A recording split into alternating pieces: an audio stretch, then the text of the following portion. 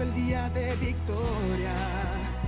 La palabra es el mapa de mi vida, brújula de mi destino, luz que alumbra mi camino, la llave que abre las puertas de salvación, sanidad, prosperidad y de fe para mi familia.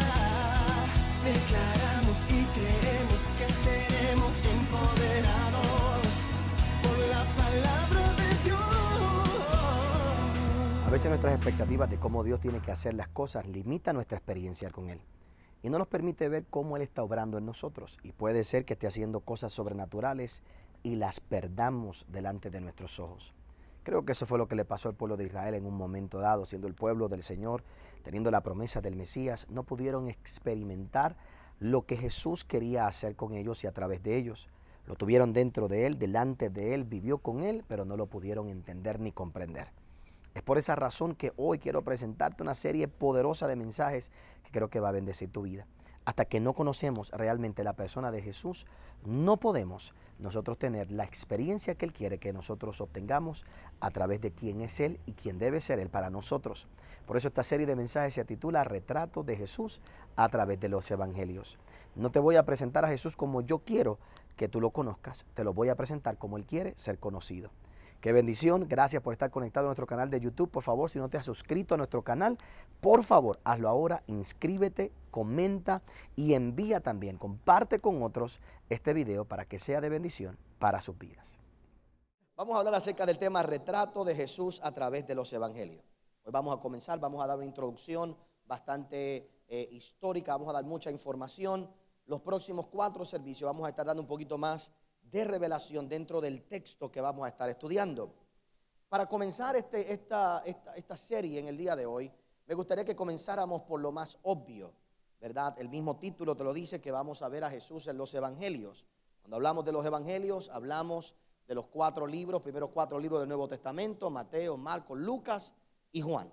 Ahí es que vamos a ver a Jesús y vamos a ver cómo cada uno de ellos lo presenta. Pero tenemos que ir a lo obvio, y lo obvio es que esos 4 libros se encuentran en el Nuevo Testamento. Y parecerá obvio lo que estoy diciendo, y es obvio que están en el Nuevo Testamento, pero es bien importante eso en particular, porque tenemos que comprender que los 4 libros de los Evangelios vienen a ser parte del cumplimiento de las profecías que habían estado siendo dadas en el Antiguo Testamento. O sea que tenemos que ver la continuidad, la real continuidad dentro de todo el proceso, dentro del desarrollo de la historia, dentro del desarrollo profético.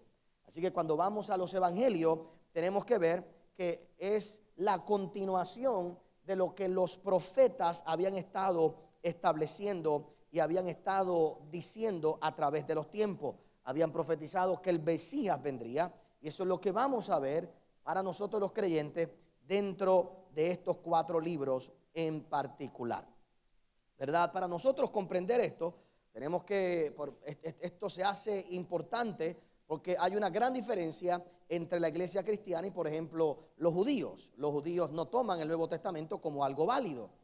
Los judíos, por lo general, hay 2 tipos de judíos básicamente. Está el judío que te toma así el Antiguo Testamento, que te recibe el Antiguo Testamento, pero está el judío también que es el bien tradicional, que solo te acepta lo que es la Torá, que son los primeros 5 libros de la Biblia, y eso es su ley, ¿verdad? Y eso es una gran diferencia cuando estudiamos la palabra del Señor, porque para los judíos el Nuevo Testamento no tiene validez, pero para nosotros tiene validez, porque el Nuevo Testamento viene a ser el cumplimiento de lo que había hablado en el Antiguo Testamento. O sea que para los judíos todavía lo que se profetizó en el Antiguo Testamento no ha ocurrido. Ellos todavía siguen esperando al Mesías. Ellos todavía siguen esperando al Mesías. No reconocen a Jesús como el Mesías. Nosotros reconocemos a Jesús como nuestro Señor, nuestro Salvador, el enviado de Dios, y como el cumplimiento de esas palabras proféticas cuando Jesús dijo que Él se haría y vendría en carne, ¿verdad? Y se haría carne y moriría por nosotros en la cruz del Calvario. ¿Todo el mundo conmigo hasta ahí? Ahora, es importante también que nosotros entendamos el tiempo en el que se escriben estos libros. A nosotros ver todo lo que vamos a estudiar, tenemos que ver en qué tiempo se escribieron estos libros. Y la palabra, el término que se usa es el término intertestamental. Estos son libros intertestamentales. ¿Qué quiere decir? Son el intermedio entre el antiguo y el nuevo completo, ¿verdad? El nuevo ya empieza en Hechos, por ahí las cartas de Pablo y continúa el Nuevo Testamento, pero este es el periodo de transición. Este es el periodo de transición y lo conocemos como el periodo intertestamental. Es ese periodo intermedio entre los dos testamentos, básicamente. Y este periodo cubre, usted tiene que realizar que este periodo cubre entre Malaquías y el año 70 después de Cristo. Por supuesto, yo no voy a través de esta serie a entrar en controversias, vamos a entrar en lo que es lo más aceptado posible por todos los teólogos, ¿verdad? Pero por ejemplo, el libro de Juan, que es el último evangelio, hay una lucha, hay una batalla entre alguna gente entre qué fecha se escribió. Hay gente que se entiende que se escribió Juan entre el 63 y el 70, pero hay otros que piensan que se escribió entre el 90 y el 100. Y esto tiene un gran significado escatológico que no es lo que vamos a estudiar, ni vamos a argumentar una o la otra, ¿verdad? Y eso, aquellos que han estudiado el aspecto apocalíptico, es algo muy, muy controversial, ese punto en particular. Así que en el año 70 viene la destrucción del templo, se termina el templo y entonces hay ciertos acontecimientos que ocurren ahí. Y si lo que escribió Juan o el mismo Apocalipsis, cuando se escribe Apocalipsis, es poco después de esos eventos, bueno, pues esos eventos no vienen a ser relacionados con el Apocalipsis y, ¿verdad? Y por ahí todo ese concepto y demás. Pero el punto que voy, ¿verdad?, es que nos vamos a mantener en lo menos controversial posible, porque lo que yo quiero es que veamos en realidad la persona de Jesús dentro de este periodo, pero sí tenemos que recordar que el contexto es entre Malaquías y estos años 70. Y lo importante de estos periodos en particular es que aún los mismos judíos habían creído que ya Dios había dejado de hablar. Malaquías es el último profeta aceptado por el pueblo de Israel. Malaquías es el último profeta que habla. Después de ahí no hay ningún otro profeta reconocido por los judíos, por el pueblo de Israel, que ellos consideraran que fueran hombres que tuvieran poder en su palabra. Así que se cierra el capítulo con Malaquías y 400 años después llega Jesús y entonces de ahí comienzan a escribirse más adelante los evangelios contando y relatando la historia de Jesús. ¿Me sigue todo el mundo? Ahora, oiga bien, aunque no, y esto es bien importante, aunque no había palabra profética después de Malaquías, o no se reconoce palabra profética después de Malaquías, no quiere decir que Dios no estuviera trabajando durante ese tiempo. El hecho de que, como dice la canción, Dios cuando no habla es porque está trabajando, ¿verdad? Como dice la canción. Pues eso es lo que pasa aquí. Dios no está hablando, pero está trabajando. En Malaquías, en el periodo después de Malaquías, históricamente se reconocen a varios historiadores, como ellos, entre uno de ellos, Josefo. Josefo escribe la historia del pueblo de Israel entre el periodo de Malaquías hasta el momento de la destrucción del templo. Y lo que vemos durante ese periodo es el cumplimiento histórico de las cosas que, por ejemplo, Daniel había profetizado que iba a ocurrir. Vemos eventualmente como Daniel profetizó o habló cuando él vio aquella imagen, ¿verdad? Y se entiende que los pies de la imagen era Roma, y vemos que Roma estaba hecho de hierro y de barro, y entonces, y durante el proceso, aunque Dios no está hablando, Dios está trabajando. O sea que la historia del pueblo, Dios sigue trabajando, mostrando su favor, arreglando las cosas para que se cumpla lo que Él había prometido. Y esto es importante entenderlo, comprenderlo, porque, por ejemplo, para usted y para mí, yo sé que para usted aquí no es problema porque ya usted viene a esta iglesia, usted es evangélico, usted cree en Jesucristo, usted cree que Él es el Salvador, pero usted se sienta con un judío, no le va a entender, no lo va a creer, no lo cree. ¿Me entiende? Ahí viene esta diferencia, viene esta separación. Por eso es importante entender estos principios, esto que estamos estudiando, y ver cómo cuando Daniel habla y habla de Roma y habla de lo que iba a pasar y habla, ¿verdad? Vemos el cumplimiento en Cristo siendo el Mesías que venía a rescatar a la nación de Israel. Así que aunque Dios no está hablando, sí está trabajando. ¿Todo el mundo conmigo hasta ahí? Otro detalle que me parece importante, todos estos detalles los vamos a juntar en un momento.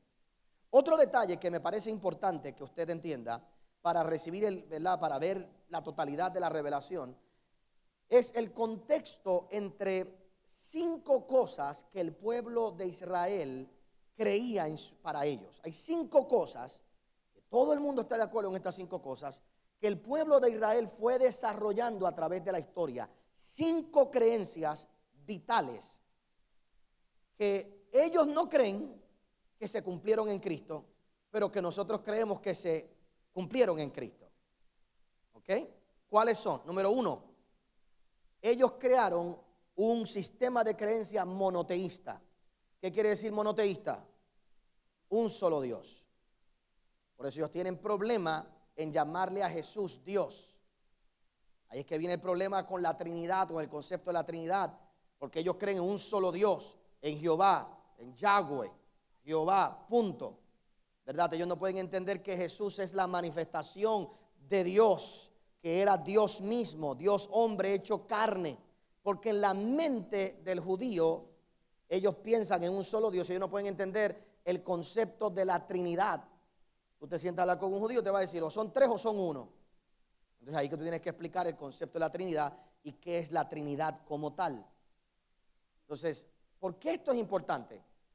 Porque a este público en general es que se le está escribiendo los evangelios.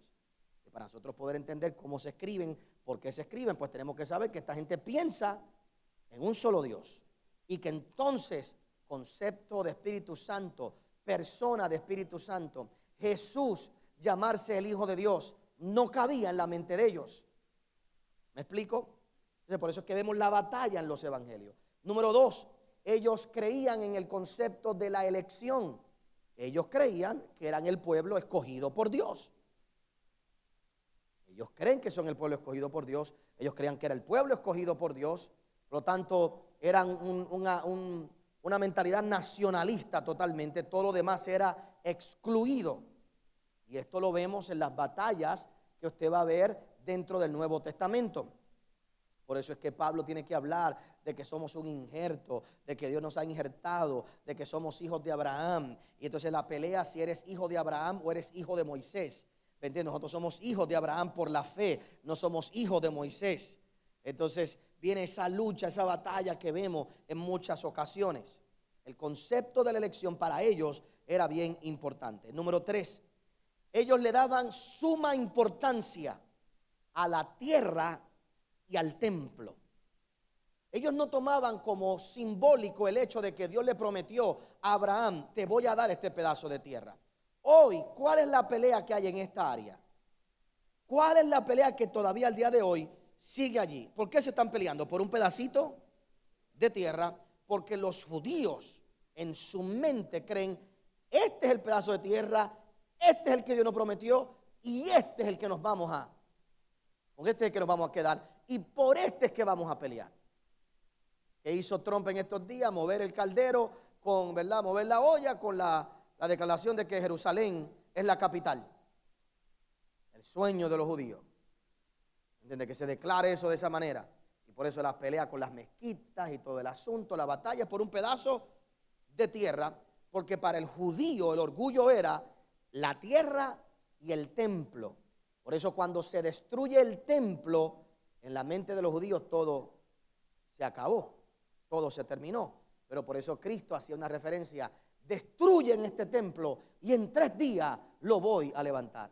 Pero él no hablaba del templo físico, él hablaba del templo espiritual. Entonces ellos no lo entendían. ¿Cómo en 3 días este hombre va a levantar este edificio, este templo? ¿Cómo lo va a levantar? Y Jesús lo que le quiere decir, quítense de la cabeza, no es este templo, no es esto. Entonces esa es la batalla que había. ¿Todo el mundo conmigo? Número 4, para ellos el libro por excelencia es la Torá. Y por eso a través de todos los evangelios usted va a ver la batalla que hay entre la ley y la gracia. Aquí es que vemos la lucha entre cuando llevan a aquella mujer encontrada en el acto del adulterio. Esto es lo que dice la ley, esto es lo que dice que tenemos que hacer, hay que apedrearla, esto es lo que, ¿verdad? Oíste que fue dicho, Cristo dijo en una ocasión, la ley del talión, oíste que fue dicho ojo por ojo y diente por diente, mas yo te digo, ¿verdad? Que tienes que perdonar, que pongas tu mejilla, es otra cosa. Entonces está esa batalla, esa lucha, porque para ellos la Torá era importante. La Torá son los 5 libros de la ley, del Antiguo Testamento, los primeros 5 libros, ¿verdad? Esa primera parte, eso es lo que para ellos es lo vital. Y número 5, ellos creían en el concepto de redención. Ellos sí esperaban al Redentor, al Mesías, que venía a redimirlos. Y ellos esperaban el momento en que salieran de la opresión mundial, la opresión que tenían naturalmente hablando. Así que sí, ellos tenían expectativa un día de recibir redención. Ellos tenían esa expectativa. Pero ahora oiga bien, siga conmigo porque veamos el contexto histórico donde pasan todas estas historias, donde pasa todo esto. Tenemos que reconocer, antes de volver a ese punto de redención, porque quiero volver a él, tenemos que ir más allá y pongámonos en los zapatos del pueblo de Israel, ¿verdad? Y el pueblo de Israel cometió un error muy grande, y es que el pueblo de Israel nunca demostró la capacidad de autogobernarse. Y cuando tú no eres capaz de autogobernarte, tienen que ponerte a alguien por encima de ti. Y cuando te ponen a alguien por encima de ti, esa persona puede convertirse en un tirano sobre tu vida. Entonces el pueblo de Israel a través de la historia demostró la poca capacidad que tenían de autogobernarse, piden reyes y terminan siendo gente cautiva por múltiples pueblos. Y a través de la historia del pueblo de Israel caen cautivos por múltiples pueblos, por múltiples personas, por múltiples grupos, finalizando con el grupo de los ¿quién? De los romanos. Pero como no podían autogobernarse, como no eran capaces de ser lo suficientemente inteligentes y comportarse como debían, como un pueblo de Dios, pues ahora terminaban siempre subyugados a otras fuerzas. Entonces, ¿qué pasaba? Esto creó una expectativa errónea en el pueblo de Israel. ¿Cuál era la expectativa de ellos? La libertad para ellos venía de 2 maneras. La libertad para ellos venía de que el pueblo bajo el que ellos estaban esclavos reconocieran a Dios como Dios, a Jehová como Jehová. Ellos esperaban, ¿sabes qué? O los romanos se convierten a Jehová, o viene un Mesías que nos saca y los destruye a ellos, nos venga y nos hace una nación. Y cuando Cristo vino, no hizo ninguna de las dos. Cristo no convirtió a todos los romanos, ni a todo el mundo a su fe, y tampoco los libertó naturalmente del pueblo de Roma. Entonces Jesús no cumple con las expectativas de ellos. Pero no quiere decir que Jesús no haya hecho aquello para lo cual fue enviado. ¿Me explico? Esta gente está tan presa, tan atada en la mente de ellos, que no entendían la revolución que Jesús quería hacer.